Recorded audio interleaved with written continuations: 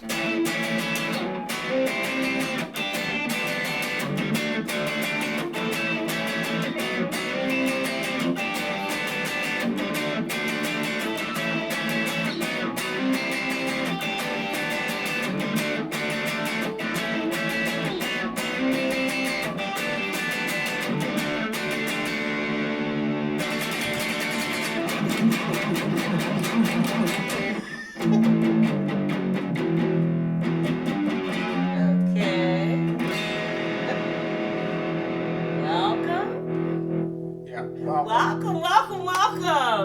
to Gab Jam episode 69. All right. And today we're pulling on one of our great minds, our legal minds here. We're going to be discussing a topic that has been brewing in importance over the last several decades. We're going to reference a few articles. If you're curious about the articles, check the description. I think it's npr.org, Variety, and something in Pop Sugar. Yeah. But it's about whether or not musical artists should own their own masters. And so let's think about this question this way. Is that... Oh, wait a minute. Go ahead. Go ahead. Hey, go ahead. Let's frame it with these three questions. What are masters? Why would an artist want to own their masters? And what is the likely scenario for an artist signing a deal? And then go from there. Okay, so let's not necessarily look at it as whether or not artists should own their own masters. As much as it's like whether or not you should own your own time. So if you work in a 9 to 5, right? Okay, you decide that you want to make money. Uh-huh. So if you don't have a job, you want to make money. Mm-hmm. So you decide, you go out, you apply for jobs, and they offer you a job. And you decide that, your time is worth X amount of dollars in exchange to get that back. Okay. And then the employer says, okay, in exchange for giving you this money for this period of time, I want you to do X, Y, and Z. Okay. Right? And you strike a bargain, you say, I'm good with that. Yeah. They say, you good with that? Great. Okay. Right? And so, in a way, it's kind of going back and saying to the employer, hey, I want back all the stuff I did for you while I was working for you.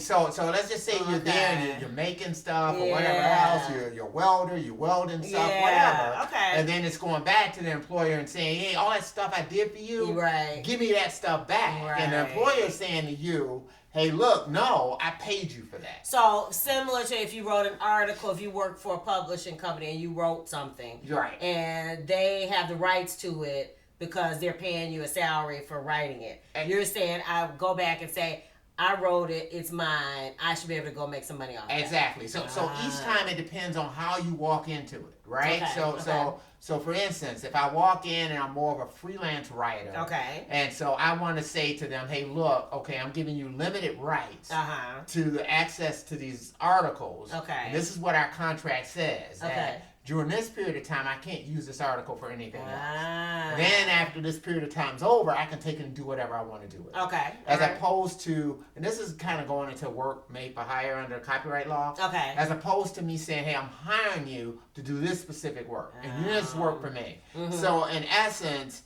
that employer becomes the copyright owner of that work because that work was a work made for hire for that particular employer. Right. So that's kind of getting into where we're going with masters. Okay. So let's think about this. Okay. So we get artist X out there. Okay. You're out there, you're doing YouTube songs or whatever. Okay. And record label calls you and says, hey, I like what you're doing. Yeah. I want to sign you. Okay. Right? Mm-hmm. So now there's two different ways you can walk into this, right? Okay. You can walk into it saying, hey, the record label listens to what you've already recorded on your own, right? And says, I love what you've done. Okay. Right? Mm-hmm. I want to release that. Okay. Right?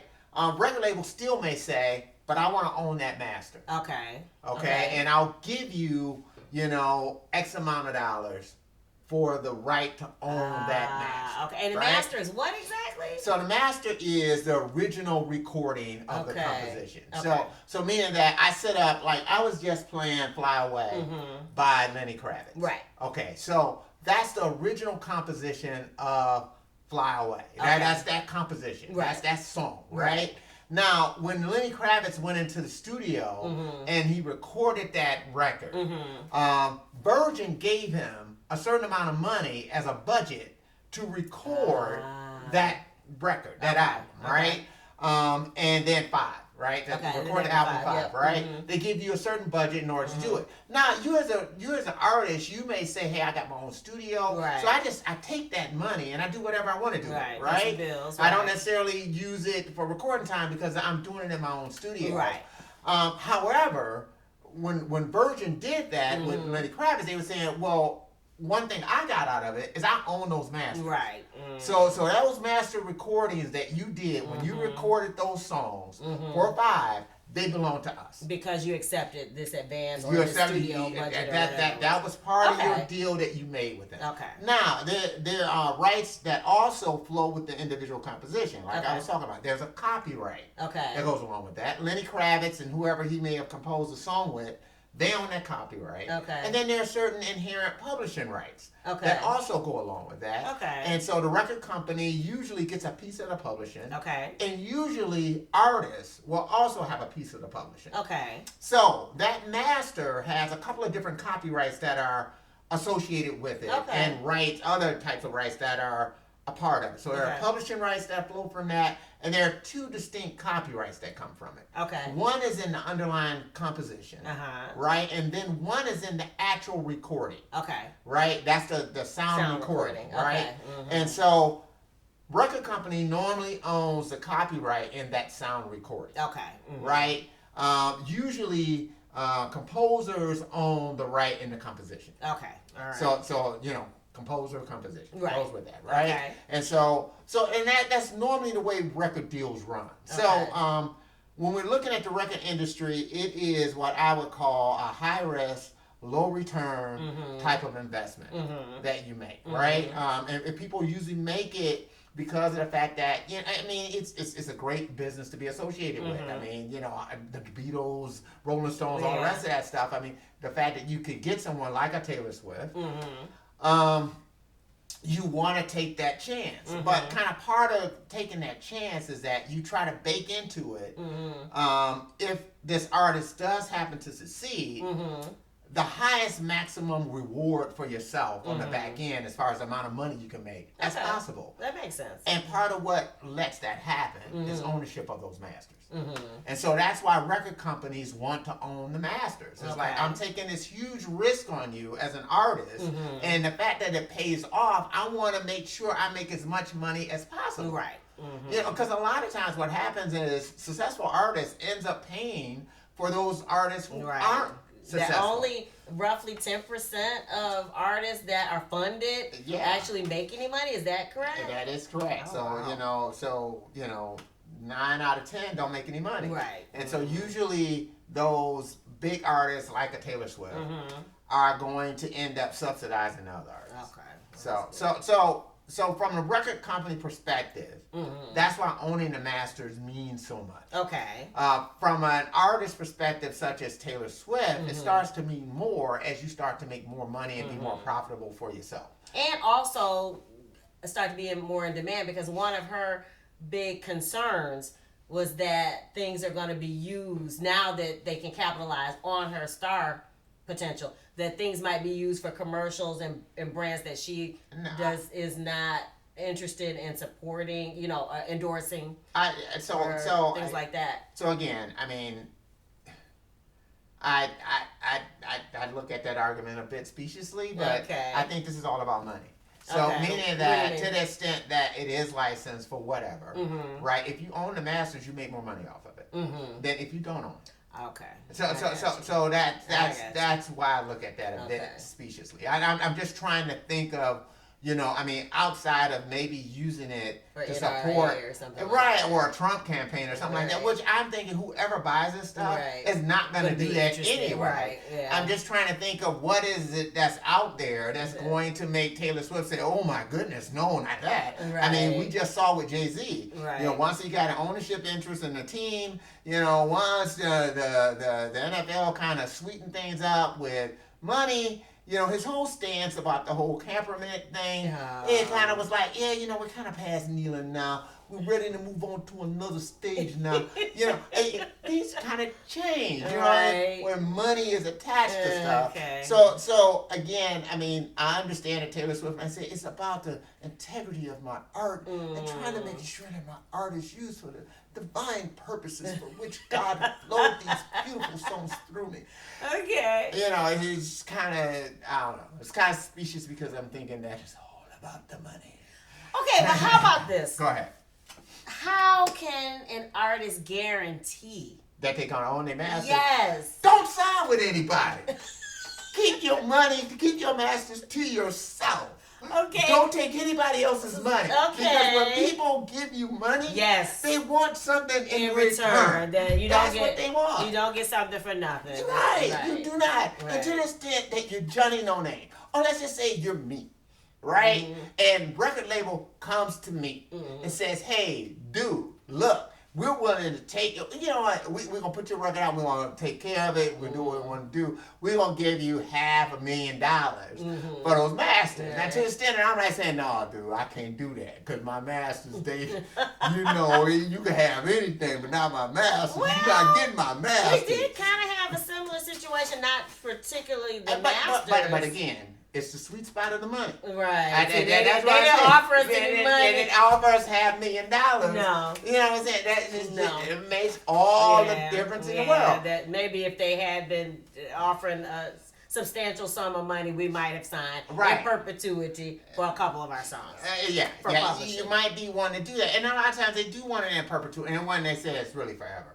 And so again, the right to own your masters, it's the same thing with a job, right? You know, if you are the top flight, brain surgeon in the United States, and you know, and they're looking to have you affiliated with Johns Hopkins Hospital, you might be able to get the sweetest deal ever, right? Okay. But if you're Joe Blow, just graduated or just graduated from high school, and now you're trying to get a job, and you know you're going down to the local grocery store, and your bargaining power is not going to be in the same. You're not going to be in the same way as that guy who we were talking about as being a top flight brain surgeon. And that's the same way it is in the music industry. It's the same exact thing. It's sort of like, if you're someone who's out there, if you're making some noise on your own, you're selling records on your own, and you're making money, then, you know, you could probably tell them, no. You know, I can see myself making